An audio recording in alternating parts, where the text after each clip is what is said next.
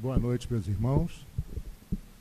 Que a paz de nosso Senhor Jesus Cristo esteja com todos nós. Hoje nós damos início à 11ª parte, é a penúltima, do sermão profético, que nós começamos um encontro a cada mês, no início do ano passado, e ele foi dividido em 12 partes. Hoje nós chegamos na 11ª. Relembrando os nossos encontros anteriores, o trabalho do sermão profético foi aquele trabalho de dissecar os versículos que a gente já dava conta de entender, não é? Auxiliado pelos outros livros que compõem a Bíblia, que citam o sermão profético, assim como outros livros da literatura espírita.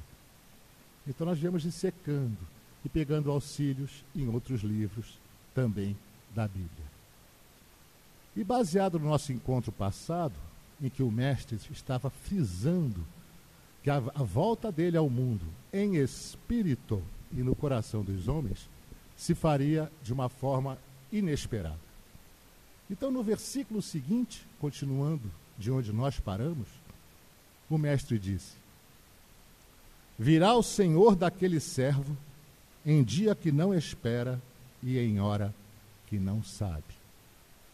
Mais uma vez, o mestre batendo na tecla que era impossível qualquer um de nós saber o momento em que ele viria. Seria imprevisível. O Senhor daquele servo. Jesus Cristo é o nosso Senhor. É o único Senhor nosso. É o Alfa e o Ômega, o princípio e o fim. Tanto que no versículo seguinte, o mestre diz: eu sou o caminho, a verdade e a vida. Então aqui mais uma vez o mestre, ele se apresenta aos seus discípulos como o caminho que leva ao Pai, como a verdade que ele nos trouxe do seu Evangelho, e aquele que é capaz de nos saciar a sede na nossa vida eterna. Então, virá o Senhor daquele servo em dia que não espera e em hora que não sabe. E eu sou o caminho, a verdade e a vida. A surpresa da sua vinda ainda se mantém. E ele continua, porque estava falando, no nosso encontro passado, o mestre estava falando sobre aquele servo infiel, aquele servo, vamos dizer assim, relapso, não é? E ele estava se referindo a isso. Então, logo em seguida, o mestre, se referindo àquele servo infiel, diz assim: o cortará em dois e colocará a porção dele com os hipócritas. Ali haverá pranto e o ranger de dentes. Ora, a gente está vendo que de modo súbito, de modo inesperado, o Senhor, ele retorna. Quantas parábolas o mestre falou sobre isso, né? E ele fica sabendo que aquele servo foi irresponsável. Ele fica sabendo que aquele servo foi infiel. Aí ele toma conhecimento, quando vai pedir contas, de que aquele servo maltratou os outros servos, os conservos, não é? Ele toma conhecimento de que aquele servo infiel explorou os outros conservos, né, para benefício próprio. Ele fica sabendo que esse servo infiel cometeu crimes hediondos, trazendo para a nossa realidade, vendeu drogas, espalhou tristeza nas famílias, mentiu nas tribunas políticas, desviou verbas, enfim. Então, para esse servo infiel, o mestre é bem categórico: cortará em dois e colocará a porção dele com os hipócritas. Porque não existe alternativa para o servo infiel. Não existe. A parte que lhe cabe, e muitos interpretaram, inclusive outros irmãos de outras religiões, eles falam: por toda a eternidade, quando nós sabemos, na doutrina espírita, que não existe um sofrimento eterno e nenhum inferno eterno, não é? Então, mas a parte que cabe a esses servos infiéis é com os hipócritas, no lago de fogo. Por que se usa essa linguagem? Nós já falamos lá no início do sermão profético, que era hábito da época, os profetas usarem de uma linguagem pesada, forte, que tocasse aquele coração empedrado das pessoas da época. Por isso eles usavam, e o mestre também usou, essas palavras fortes, não é? Tanto, gente, que em Apocalipse, no seu capítulo 21, versículo 8, João diz assim: quanto, porém, aos covardes, aos incrédulos, aos abomináveis, aos assassinos, aos impuros, aos feiticeiros, aos idólatras e todos os mentirosos, olha a eleição chegando, a parte que lhes cabe será lançada no lago que arde com fogo e enxofre, a saber, a segunda morte. Esse termo segunda morte, ele pode ser entendido por nós aqui como sendo o exílio planetário que esses espíritos ainda atrasadinhos terão que sofrer.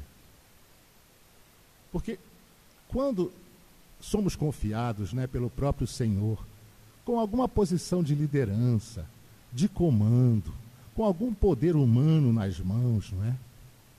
Ai de nós se nos atrevermos a usar essa posição, esse comando, esse pseudo-poder, né, para fazer mal aos pequeninos do reino. Ou se nós usarmos a nossa posição, a nossa liderança, o nosso pequeno poder, somente em benefício próprio. É isso que está em Apocalipse. O mestre já tinha falado sobre isso, que ali haverá pranto e ranger de dentes. Ele está se referindo claramente ao mundo para o qual serão exilados todos aqueles que não tiverem a vibração mínima para permanecerem na terra. E não é o que nós estamos vivendo hoje? Então serão exilados da terra. Da mesma forma que no passado, no sistema de Capela, muitos foram exilados e vieram para cá, para a terra, para dar origem à quinta raça, que é a raça adâmica, não é? Que simbolicamente na Bíblia são os anjos decaídos, não é?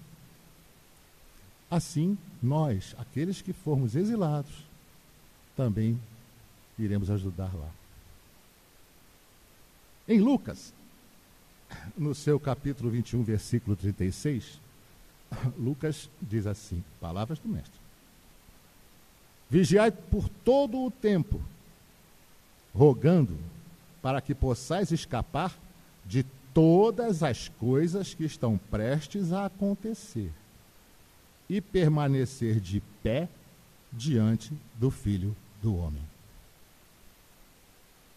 Eu digo sempre que é muito fácil a gente conversar sobre sociologia, não é?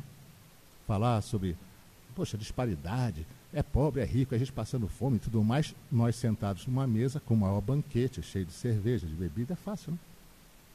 Então é fácil também acreditar no Cristo e tudo mais quando a nossa vida está bem. E quando as dores chegarem?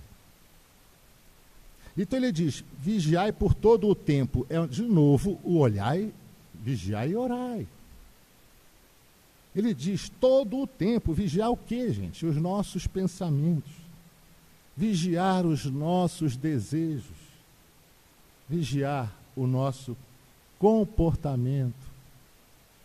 E orar muito, mas não aquelas preces repetidas que não tem, só tem a casca, não tem essência. Mas sim com aquele fervor do cristão autêntico, aquele cristão que busca o equilíbrio necessário para quê? Nessa fase que estamos. Para enfrentar os desafios da atualidade e saber com dignidade suportar as dores que virão inevitavelmente para todos nós do planeta, não é só nós daqui da sala, não. E isso sem nos deixarmos envolver pelas pressões da espiritualidade inferior, que é o que constitui esse clima que nós respiramos hoje. Porque todos os nossos irmãos desencarnados, e nós, quando estamos dormindo, que vamos passear no mundo espiritual, não é? Todos têm a intuição, é inato, tá certo? Algo vai acontecer e vai mudar, eles sabem disso. Aqueles que ainda permanecem no mal sabem que não há mais espaço para o mal na terra, que o tempo deles está contado. Por isso, essas falanges se unindo para tentar lutar contra o quê? Contra a mudança, contra o Cristo, contra o exílio. E se esse exílio vier a ocorrer, então o que a gente vai levar é o máximo de gente possível. Daí os ataques que eles virão sobre todos nós. Todos nós que tentarmos melhorar, nós vamos estar vivendo nessa atmosfera pesada. Já estamos vivendo, não é? É impressionante. Se a gente for ver hoje, por exemplo, só dois exemplos. Estamos vivendo hoje uma banalização do sexo, desde a identidade, né, de sexo, que é o que se fala atualmente. É um absurdo, né? Quando a gente ouve lá, macho e fêmea os criou, né? Como aquele Big Brother. Ah, não, é o pai com a filha, não tem? E nós é que damos assistência a esses programas. Não é fácil. Nós que eu falo, não nós aqui, mas eu digo os seres humanos, não é? A gente tem que lembrar, aqui eu gostaria de lembrar Paulo. Paulo, na sua segunda epístola aos Coríntios, no capítulo 10, versículo 3, ele diz assim, é uma frase linda dele, porque andando na carne, quer dizer, encarnado, né? Não militamos segundo a carne. Ele quer dizer o quê? Eu estou encarnado, mas eu não sou escravizado pela carne, porque eu tenho a plena consciência de que eu sou um espírito em uma viagem carnal. Compreende? Então, em meio às perturbações dessa sociedade atual, nós podemos construir vários oásis abençoados de espiritualidade. Nós podemos buscar na atividade religiosa, no lar, orientado pelo Evangelho. E, em última instância, a gente pode buscar isso na intimidade de nossas almas, para que a gente supere esses enganos do mundo. Esse mundo que você liga a televisão, eles querem que você consuma. O mundo materialista, o mundo da sexualidade desenfreada. Daqui a alguns dias, nós teremos as mães do carnaval, né? Por causa da promiscuidade. Por quê? Porque nós, como humanidade, nós estamos há milênios preferindo sempre a porta larga. O fato de estarmos aqui nesse momento é que nós estamos tentando entrar pela porta estreita. E como eu sei que o maior templo que eu tenho a oferecer a meu Pai é o meu íntimo, é ali que é o meu altar, ali é que eu tenho que trabalhar. Porque se o reino de Deus, que Jesus veio trazer ao mundo, está ainda longe de ser instalado completamente no mundo, né? Nós podemos e devemos instalar esse reino de Deus aonde? No nosso coração. Onde é que está o reino de Deus? O reino de Deus está dentro de vós. Não é? Foi isso que o mestre falou? Instalar esse reino de Deus nos nossos corações com aqueles valores de uma dedicação total ao bem. E isso faz com que a nossa sintonia vibratória, a nossa vibração se eleve. E isso dificulta o quê? O acesso, a influência nociva daqueles irmãos mais atrasadinhos que nos cercam. Porque enquanto estivermos vibrando perto da vibração deles, eles nos atingem, nos alcançam, entram pelas nossas fragilidades, nossa porta de trás arrombada, né, aberta. Se nós elevarmos um pouquinho nossa vibração, eles já vão ter dificuldade de nos alcançar. Compreende? Isso é o mais importante de tudo. Portanto, gente, cuidado, não vamos cair na mídia que só semeia desespero. Não. Eu vou dizer uma coisa para vocês. Nunca na humanidade, na história dela, houve tanto trabalho a favor do bem como está sendo feito na Terra agora. A diferença está que não dá ibope, não vende jornal nem nada. Só coisa ruim é que vende. Então dá a impressão de que o mundo está um caos. Vamos tomar cuidado com a desesperança. Tá bom? Todo troço de WhatsApp que só traz tristeza e tal, deleta, não passa adiante. Não vamos alimentar o mal, não. Ele já foi alimentado por milênios. Aliás, por nós mesmos. E creiam, todos nós estaremos sempre bem, animados, reconfortados e protegidos, mesmo diante das ardências desse deserto humano, se nós formos capazes de construir esse oásis de bênçãos em nossa consciência. Se nós formos capazes de atender essa convocação celeste para que nós edifiquemos o reino de Deus, aonde? Em nossos corações. Eu tenho que mudar a mim. É o meu exemplo, a minha mudança é que pode influenciar os outros a mudarem. Sim, mas o único responsável pela minha felicidade, pela minha paz interior, sou eu. Ninguém mais.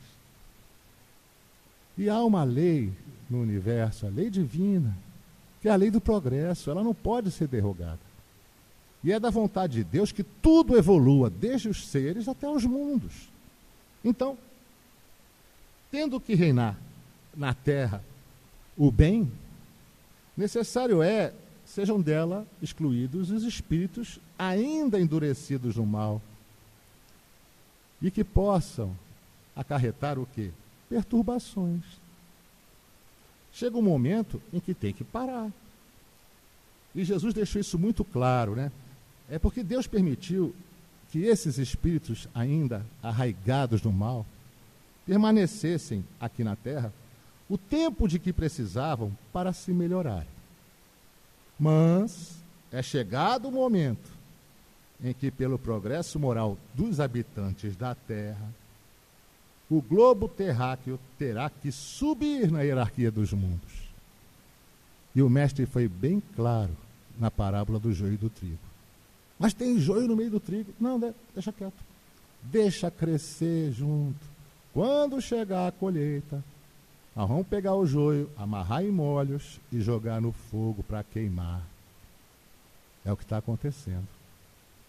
E já estamos na fase final disso.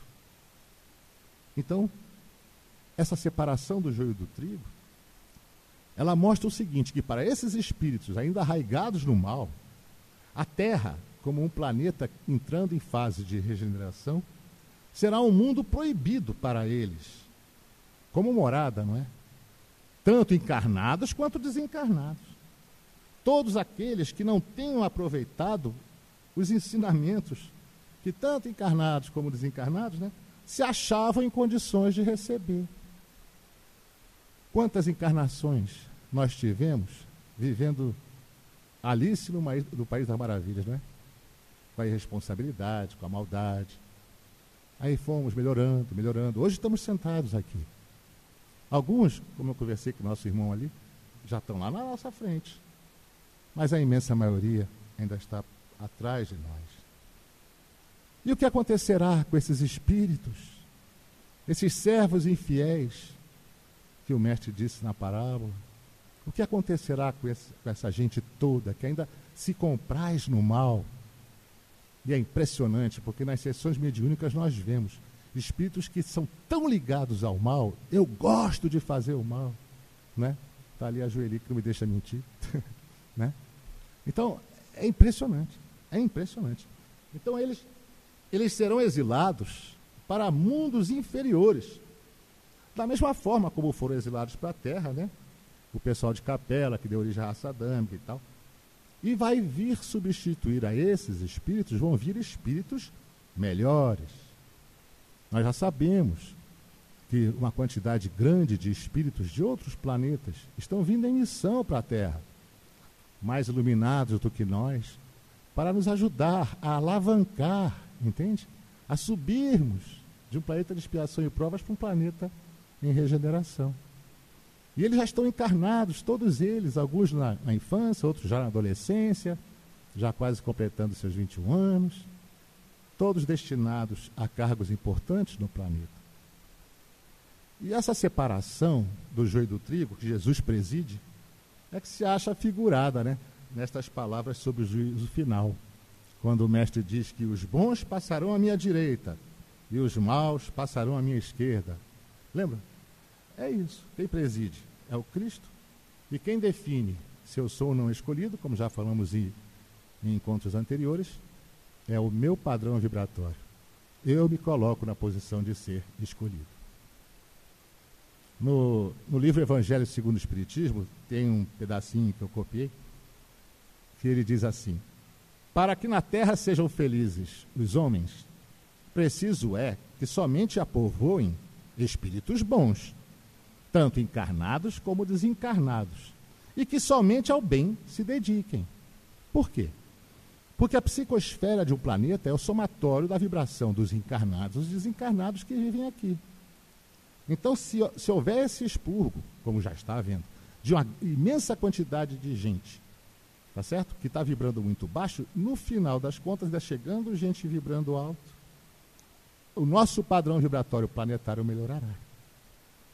Então ele diz: havendo chegado o tempo previsto, grande emigração se verifica dos que habitam a terra, dos que praticam o mal pelo mal, ainda não tocados pelo sentimento do bem. Então, eles não são mais dignos de permanecerem aqui no planeta que está em transformação. Então, eles estão sendo, não serão, eles estão sendo excluídos. Por quê?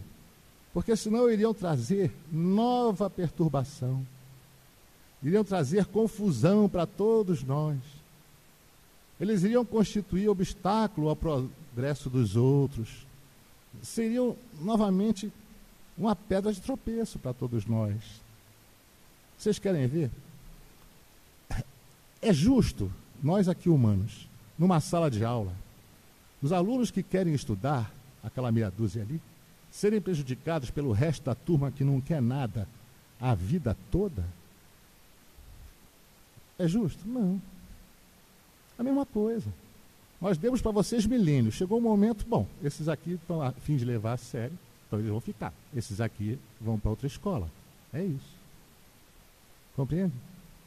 Então eles vão espiar o endurecimento do coração deles, alguns em mundos inferiores à Terra, mundos que estão ainda, provavelmente, né, numa fase inicial de expiação e provas, ou até ainda primitivos. Depende da nota que tirarem, né? Agora, outros não. É uma minoria, tá? Mas assim, a maioria vai para o mundo inferior. Mas outros vão encarnar em raças terrestres, mas assim, raças ainda tão atrasadas que isso é quase que equivalente a mundos daquela ordem, né? Atrasados, né? Só que tem uma coisa. Deus é tão inteligente, né? Eles vão levar os conhecimentos que eles já adquiriram aqui na Terra, eles vão levar intuitivamente para esses lugares para onde eles forem. Então eles vão servir como um meio de fazer avançar aquelas humanidades que existirem lá. Tal como fizeram os capelinos, né? E vão levar um DNA já melhorado. Aí o que acontece? De repente, lá, chegando, terão a formação de novas raças. Aquilo que simbolicamente, em Gênesis, está lá. Que os anjos decaídos, né? Chegaram na terra, se apaixonaram pelas filhas dos homens, casaram com elas, procriaram e tiveram filhos. Não é assim? É bem simbólico, mas é assim. Então, eles serão, na terra, substituídos por espíritos melhores. Espíritos que farão com que reinem em seu seio a justiça, a paz e a fraternidade. E essa nova geração, essa que está existindo, cabe a ela fundar a era do progresso moral. Essa nova geração se distingue por uma inteligência, por uma razão, geralmente precoces, né? O que mais a gente vê são crianças precoces hoje, né? Só que tem o sentimento, elas têm um sentimento inato do bem. Muitas delas trazendo desde pequenas conhecimentos, crenças espiritualistas. Isso tudo constitui o quê? É um sinal, sem dúvida nenhuma, é um sinal de que elas já tiveram um grau de adiantamento anterior a isso.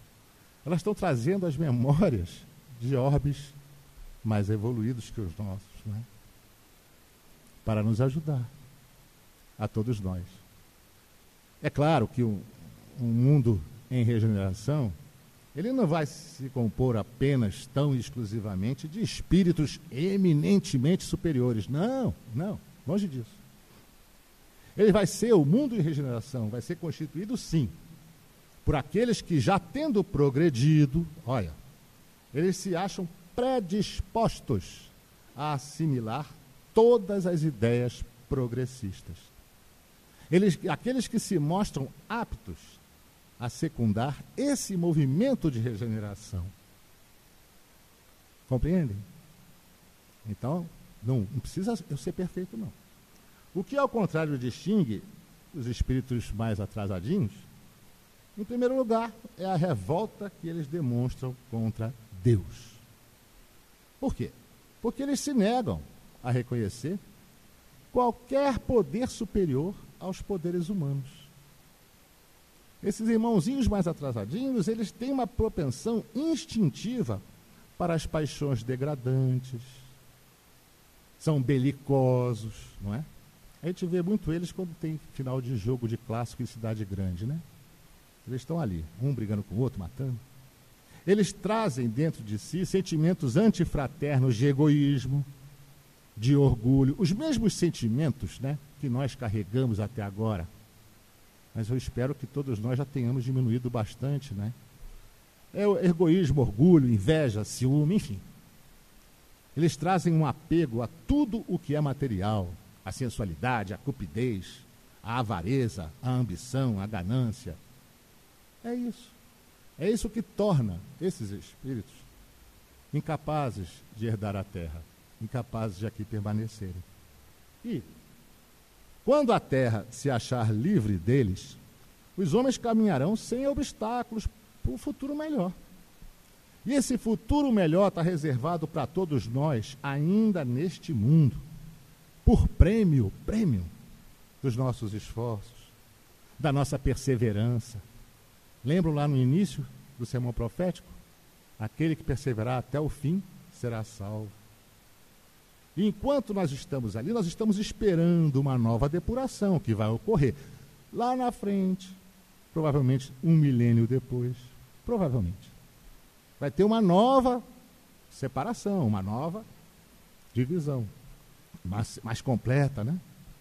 Para que abra o quê? Caminho para nós, para mundos, vamos dizer assim, mundos felizes, né?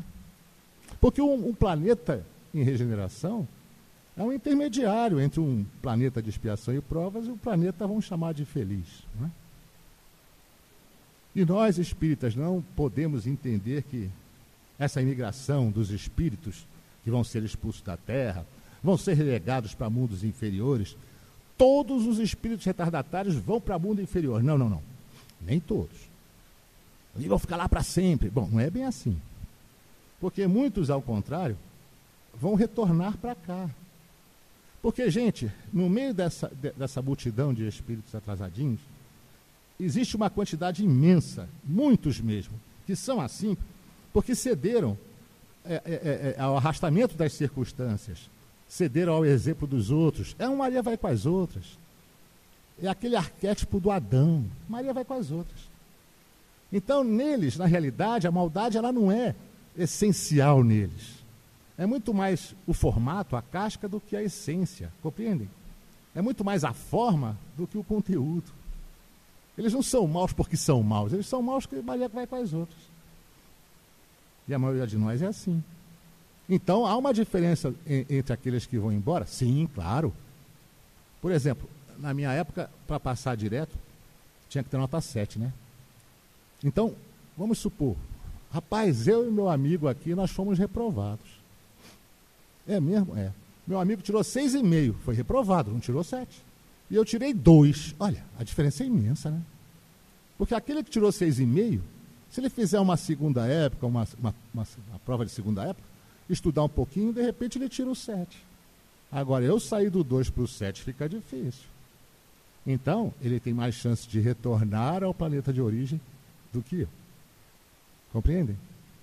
É o que aconteceu com os capelinos. A imensa maioria deles já voltou para lá. Ou para mundos semelhantes, não é? Então, gente, esses espíritos, quando são exilados, eles estão na pátria espiritual, claro, né? Já subtraídos da influência da matéria, os prejuízos desse nosso mundo corporal. Então, a maioria deles vai ver as coisas assim, de uma maneira bem diferente daquela que eles viam quando estavam aqui encarnados, né? Então, Nós sabemos de muitos casos assim, compreendem? Então, e eles têm a ajuda constante de espíritos benévolos, que por eles se interessam e se dão pressa em esclarecer a todos eles. Se dão pressa em mostrar para eles, rapaz, está vendo? Tudo isso aí que você fez, que você acreditou, tudo isso aí é falso, é errado. Nossa, mas eu fiz besteira. Pronto, está aí, o caminho de volta já começando a percorrer. Compreendem? Porque dá a impressão de que eles vão ser abandonados de forma alguma. O próprio Mestre Jesus disse que eu tenho muitas ovelhas que não são deste aprisco. Não é? E nós mesmos, pelas nossas preces e exortações, nós podemos concorrer para que eles se melhorem. Uma vez que entre vivos e mortos, né, ou seja, entre encarnados e desencarnados, existe o quê? Uma perpétua solidariedade. Nós sabemos disso. Esse intercâmbio é grande, né? Então, a regeneração da humanidade, ela não exige absolutamente a renovação integral dos espíritos. Eu tenho que então ser um espírito perfeito de hoje para amanhã. Não, não é isso. Longe disso. O que a gente precisa para dar esse passo adiante é a modificação nas nossas disposições morais. O que a gente precisa é da nossa boa vontade. E essa modificação, ela se opera em todos aqueles que estão predispostos, desde que a gente tire aquela influência perniciosa do mundo, desde que a gente tire a pedra de tropeço, aqueles irmãozinhos que ficam estimulando o que ainda temos de mal para nos algemar ao solo do atraso, compreendem? Então, se eles são retirados, nós somos mais livres. E é interessante porque nem sempre aqueles que voltam são outros espíritos. Muitos deles não, são os mesmos espíritos que vão voltando com o decorrer das décadas, dos séculos, né? Eles vão voltando. Só que eles voltam de uma maneira bem diferente, sentindo tudo de outra maneira, muito melhor do que antes. E quando a gente fala que, nossa, quando eu quero melhorar, é como se fosse uma solidão imensa. Porque você está melhorando aqui, ó. Aqui dentro só tem você. Não é? Então, quando a gente está insulado, quando a gente está dentro de nós mesmos, esse melhoramento muitas vezes passa desapercebido. E não tem influência quase nenhuma ostensiva em termos de planeta. Imagina, eu modifico aqui dentro, o planeta vai mudar comigo? Não. Mas eu já sou uma célula que está melhorando. Agora, é diferente o efeito quando a melhora se produz ao mesmo tempo sobre grandes massas. Por quê? Porque conforme as proporções que essa modificação para melhor ela assuma, numa determinada geração, por exemplo, essa que está chegando, ela pode modificar profundamente as ideias de um povo ou de uma raça. Entende? Mas que várias pessoas, muitas pessoas, massas de pessoas modifiquem. Eu tenho que estar entre elas, vocês e um monte de gente, para que a gente consiga mudar um povo ou uma raça. E é sempre interessante que quando acontece aqueles grandes cataclismos, né, que dizima populações, guerras, né, coisas assim que levam muita gente à morte. Aí depois vem um período de evolução grande, né? Não precisa ir longe, não. Na Segunda Guerra Mundial morreram milhões de pessoas. E depois da Segunda Guerra Mundial, nossa, o direito não está perfeito, mas olha só, o direito internacional melhorou, o comércio internacional melhorou, a relação entre as nações, né? A tecnologia, a troca de cultura, de ciência, gente de todos os países estudando um no outro. Houve uma mudança grande, não é? Pois, portanto, esses flagelos que a gente vai ter que passar como humanidade terrestre, esses flagelos destruidores apenas destroem os corpos, não atingem o espírito. Eles destroem apenas o corpo. Como diz o Haroldo assim numa palestra dele, mas o máximo que pode acontecer é você desencarnar. Se você já desencarnou tantas vezes e reencarnou, né? Então, esses flagelos destruidores, eles ativam aquele movimento de vai e vem entre o mundo corporal e o mundo espiritual. Isso faz o quê?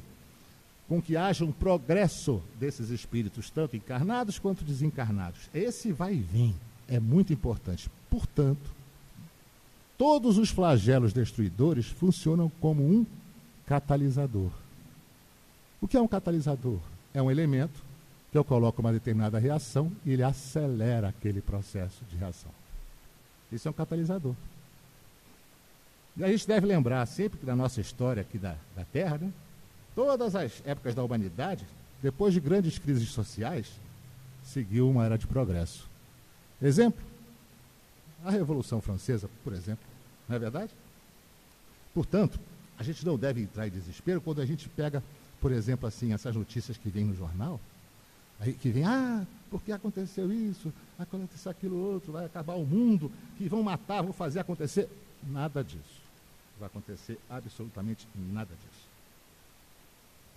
Portanto, gente, os mundos regeneradores, eles são transição entre os mundos de expiação e os mundos felizes. Nesse mundo regenerador, a alma vai encontrar ali o quê? A paz, o descanso, aquele período de convalescença depois de uma grande cirurgia, não é? E acaba por se purificar um pouco mais. É claro que nos mundos regeneradores, o homem ainda está sujeito às leis que regem a matéria. Ora, ele vai encarnar, não é? Então, a humanidade desse mundo regenerador, ela experimenta todas as nossas sensações, tem os nossos desejos, só que está isenta daquelas paixões desordenadas que sempre nos escravizaram nesses milênios todos.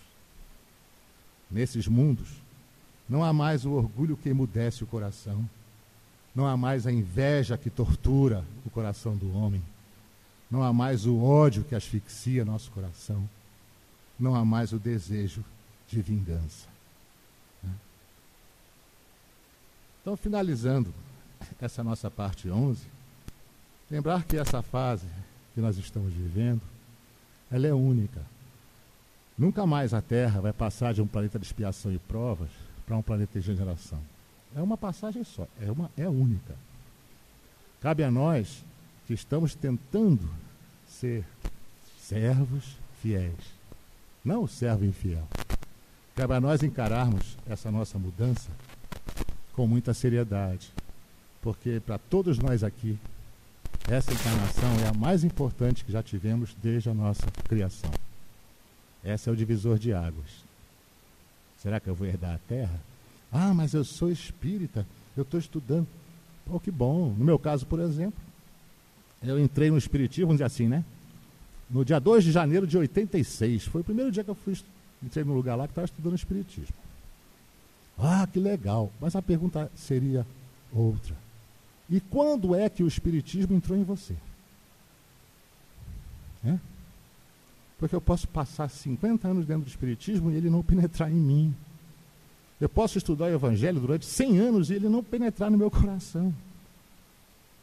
Então é importante demais que a gente trabalhe dentro de nós e acreditemos naquela misericórdia de Deus. Eu acredito em Deus, acredito na justiça divina, acredito no Mestre Jesus e todas as promessas dele, ou não. Não é? Então vamos nos esforçar sim. Se eu posso ajudar o meu irmão de caminhada, eu vou ajudar sempre, é obrigação minha. Mas não vamos nos preocupar apenas em permanecermos vivos, encarnados nas dores que já estão aí. É claro que a lei de conservação não será destruída, ela não foi derrogada. Não. A gente vai lutar para continuar encarnado, o máximo que a gente puder. Mas se chegar o momento de desencarnar, qual o problema? O meu problema não é eu desencarnar, o meu problema é, quando eu sair desse corpo, qual é a vibração que eu vou apresentar? A do joio ou a do trigo? Esse é o problema maior. Porque usando aquela imagem que o Mestre nos deu, imaginemos se nós formos trigo, e ele usa simbolicamente, ele em pé, dizendo a todos nós assim: